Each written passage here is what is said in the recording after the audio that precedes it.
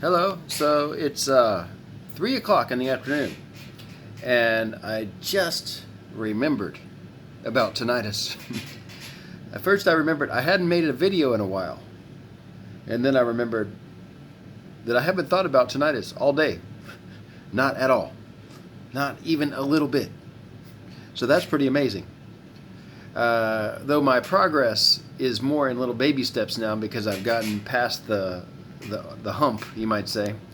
Um, I still have little, successes like that where I didn't think about it at all. And then, as I thought about it, I was like, okay, I think I hear it.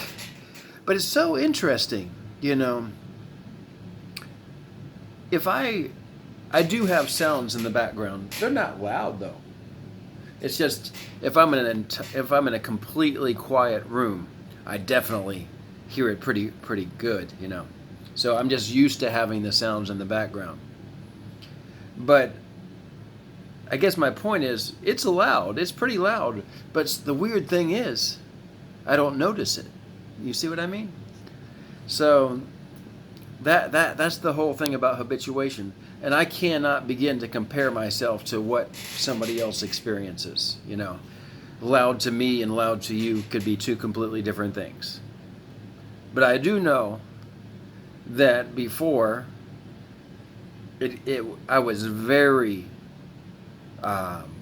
anxious about it all the time, and I carried the computer around with me with play the sound of the shower, and I had to have it right near me all the time in hopes that I could get my mind off of it for some time, because it was always there and always bothering me, and I couldn't sleep, and I just trying to go to sleep and I'm hearing it, and it was very, very awful. And just little by little, I don't have the problem anymore. And I guess I'm at, how long am I now? This is June, and it started last January. So I'm almost a year and a half now of having tinnitus. And yeah, I made it till 3 in the afternoon today and hadn't thought about it. I think I made a video recently where I was in the car and it was quiet, and I was definitely noticing it. So, I still have times where I do. But I hope that you have hope that you can have similar results, or maybe even better than me, where you just don't notice it anymore. And I repeat myself a lot, but you never know who might be watching that hasn't seen my videos before. I think part of this is that a lot of the reason that tinnitus is such a problem, and beyond just the initial onset, is that we regard it as a threat. We regard it as something to worry about, as something that we need to do something about. And I'm able to do just about anything I need to do. There's not really anything I can think of that would be, maybe if I had to listen to pins dropping because they make that ting sound and it's similar to my tinnitus sound, maybe I might not qualify for that job. But pretty much any sound. I guess there's that, you can go to YouTube and you can search for like 12,000 megahertz. Just type in 12,000 megahertz, or 13,000 megahertz, 11,000 megahertz, maybe as low as 10,000 megahertz. And at some point, you can't hear that sound because your tinnitus is replacing that sound that it used to be able to hear with this sound, which is awful, I know. But so if there's any times where I need to listen to 12,000 plus megahertz, I can't do it. But actually, most people, as they get older, they don't hear the really high-pitched sounds anymore. And I'm talking really high-pitched sounds. So it might even be 11,000 I'm at. Somewhere in that range. I can't hear any higher than that. And I don't need to.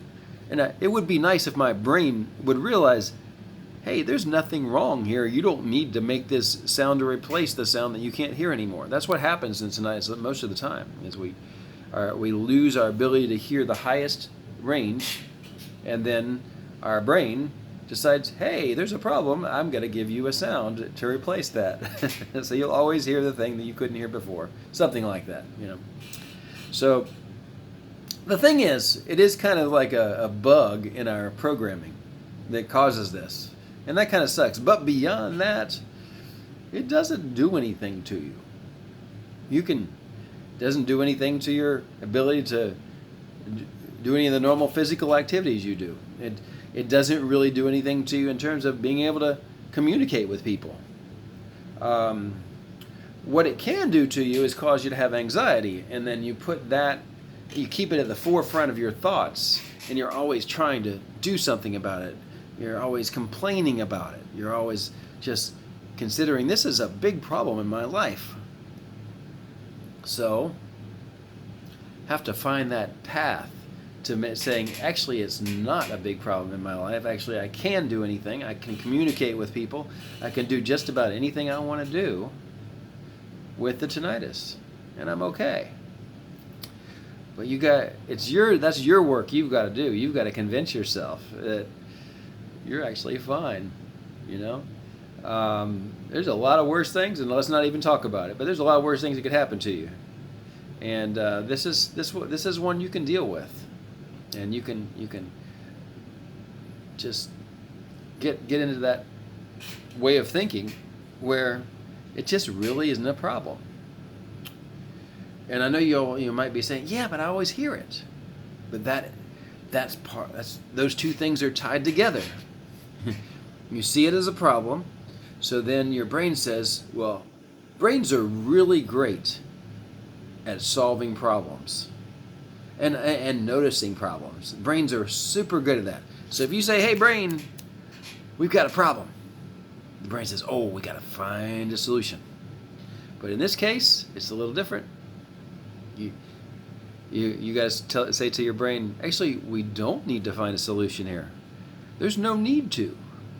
The more we don't try to find a solution, the more we don't hear it anymore. I'm not going to tell you it's going to completely go away.